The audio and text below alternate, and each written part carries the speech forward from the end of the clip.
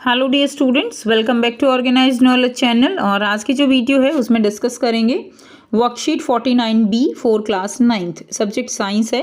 और ये वर्कशीट आपके लिए 12 नवंबर 2021 के लिए शेड्यूल की गई है। आज की जो वर्कशीट है स्टूडेंट्स, उसमें आपको यहाँ पर force and laws of motion जो चैप्टर 9 है आपका, उसकी रिवीजन वर्कशीट दी गई है। सो वर्कशीट शुरू करने से पहले प्लीज़ चैनल को सब्सक्राइब कर लीजिए, बेल आइकन को प्रेस कर लो ताकि आपको आने वाली वीडियोस की नोटिफिकेशन वो समय से मिल जाए। सो देखिए आज की वर्कशीट में क्या दिया गया है। We always need to apply force to make anything to move, to stop और चेंज इस डायरेक्शन और change the shape of an object. यानी हमें कोई भी ऑब्जेक्ट अगर उसमें मूवमेंट करनी है, किसी मूविंग ऑब्जेक्ट को रोकना है, उसकी डायरेक्शन चेंज करनी है, उसकी शेप चेंज करनी है, तो हमें फोर्स अप्लाई करना होगा। A force never act alone, एक फोर्स जो है कभी भी अकेला जो है काम नहीं करता। Force always exist in pairs, force हमेशा पेयर्स में एग्जिस्ट करते हैं। This pair of forces act in opposite direction, और ये जो पेयर होते हैं ये एक दूसरे के अपोजिट काम करते हैं। लाइक आप चल रहे हो तो फ्रिक्शनल फोर्स जो है आपके मस्कुलर फोर्स जो है आपको आगे चलने में हेल्प करेगा, तो जो फ्रिक्शनल फोर्स है वो आपको जो है रोकने में जो है आपको रोकेगा, यानी अपोजिट लगेगा। Now to accelerate the motion of an object an unbalanced force is required. तो कोई भी ऑब्जेक्ट में अगर मोशन करनी है तो उसके लिए अनबैलेंस्ड फोर्स जो है उसकी रिक्वायरमेंट होती है। नाउ फोर्स क्या है, what do mean by force. Force का मतलब है द पुश और पुल, ठीक है। पुश यानी धक्का लगाना, पुल यानी खींचना, ठीक है। तो खींचना या धक्का लगाना क्या है, ये फोर्स है।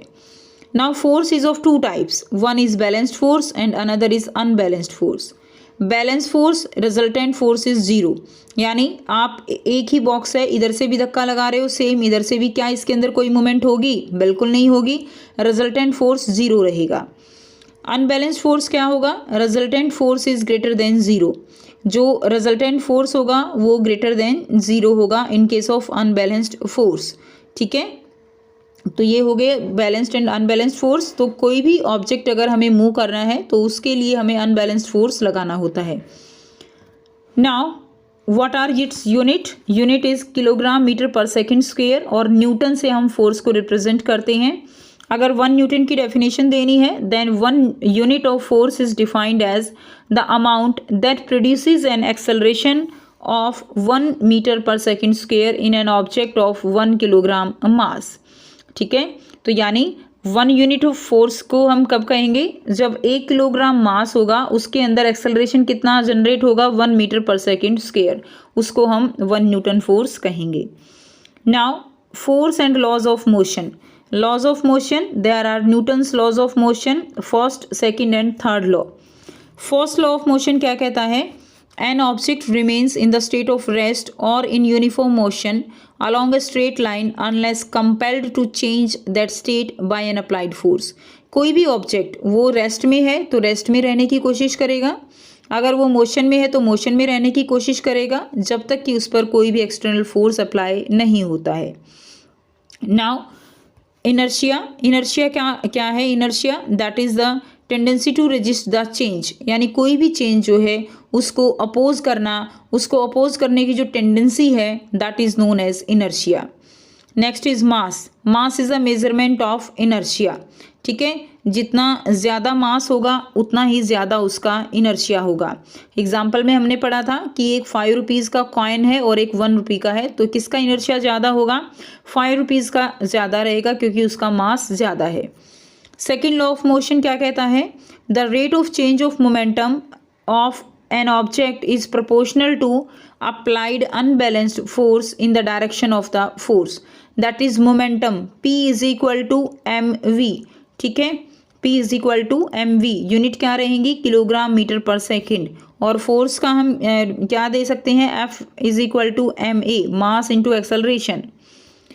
Newton third law of motion क्या कहता है, to every action there is an equal and opposite reaction and they act on 2 different bodies.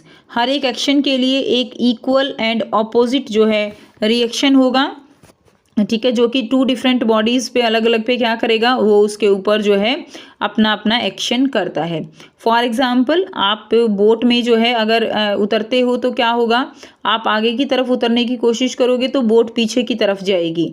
ये इक्वल एंड ऑपोजिट जो है फोर्स लगता है, that is due to the Newton third law of motion. Next is law of conservation of momentum. Law of conservation of momentum क्या कहता है कि total momentum जो है किसी भी सिस्टम का, where there is no external force, जब कोई भी एक्सटर्नल फोर्स नहीं लगता, दैट रिमेन्स कांस्टेंट, वो क्या रहेगा, वो कांस्टेंट रहेगा। ठीक है, that is m a u a plus m b v u b is equal to m a v a plus m b v b. तो इसमें हमने ये डेरिवेशन भी की थी जब हमने वर्कशीट की थी। एम ए, ठीक है, ये है बिफोर कोलिजन, ये है आफ्टर कोलिजन। टोटल मोमेंटम जो होगा बिफोर एंड आफ्टर कोलिजन का वो क्या रहेगा, इक्वल रहेगा। And this shows the conservation of momentum. Clear. अब आपको यहाँ पर बहुत ही इजी 5 क्वेश्चंस दिए गए हैं जो ऑलरेडी हम वर्कशीट में पढ़ चुके हैं। ठीक है, सो 5 क्वेश्चंस के आंसर हम 1 बाय 1 डिस्कस करेंगे। फर्स्ट क्वेश्चन है, define 1 newton force. 1 newton force किसे कहेंगे? When a force produce an acceleration of 1 meter per second square in an object of 1 kilogram mass, it is called 1 Newton force। ठीक है, जब इतना force जब हम अप्लाई करते हैं कि acceleration 1 metre per second square जो है प्रोड्यूस हो जाए in 1 kilogram mass, then it is known as 1 newton force.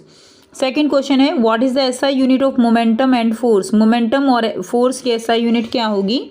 The SI unit of momentum is kilogram metre per second. The SI unit of force is newton. Force की जो SI unit है वो Newton है और जो SI unit है momentum की वो किलोग्राम मीटर पर सेकेंड रहेगी। क्वेश्चन नंबर 3 है, state 3 laws of motion and law of conservation of momentum. तो फर्स्ट लॉ क्या होगा, an object remains in resting state और motion until an external force is applied to it। कोई भी object वो resting state में है तो रेस्टिंग स्टेट में रहेगा, मोशन में है तो मोशन में रहेगा, जब तक कि उस पर कोई एक्सटर्नल फोर्स जो है वो नहीं लगाया जाता है। सेकेंड लॉ है, the rate of change of momentum of an object is proportional to the force applied on it and the direction of momentum change is the same as the direction of the force. ठीक है, जो rate of change of momentum है वो किसके proportional है, that is proportional to the force applied on it. Now third law, each action has an equal and opposite reaction. ये क्या है, थर्ड लॉ है मोशन का। नेक्स्ट है law of conservation of momentum. ये लॉ क्या कहता है, total momentum of the system where there is no external force remains constant. Total momentum जो है वो क्या रहेगा, दैट विल बी कांस्टेंट। तो ये हो गया थर्ड क्वेश्चन। नेक्स्ट देखिए क्वेश्चन नंबर 4 है, write any 2 application of the second law of motion. Second law of motion की जो है कोई 2 एप्लीकेशन आपको लिखनी है। First is the cricketer pulls his hand backward to reduce the velocity of the ball. जो cricketer है वो अपने हैंड्स को कैच करते हुए क्या करते हैं, पीछे की तरफ लेकर जाते हैं हाथ को while catching the ball coming at a fast speed. ठीक है, जिससे उसकी क्या करते हैं, वेलोसिटी जो है रिड्यूस हो जाती है so that we not feel pain. Second, karate player breaking slab of bricks. इसमें भी सेकेंड लॉ ऑफ मोशन है, जब कराटे प्लेयर जो है वो ब्रिक्स की जो स्लैब है उसको तोड़ते हैं। Next question number 5, define inertia. The quality of an object that opposes any change in its state of motion is called inertia. ये किसी भी ऑब्जेक्ट की क्वालिटी है जो वो किसी भी अपने अंदर होने वाले चेंज को क्या करती हैं, अपोज करते हैं, that is known as inertia. So ये थी आपके आज की साइंस की वर्कशीट। आई होप सभी स्टूडेंट्स को ये क्लियर है।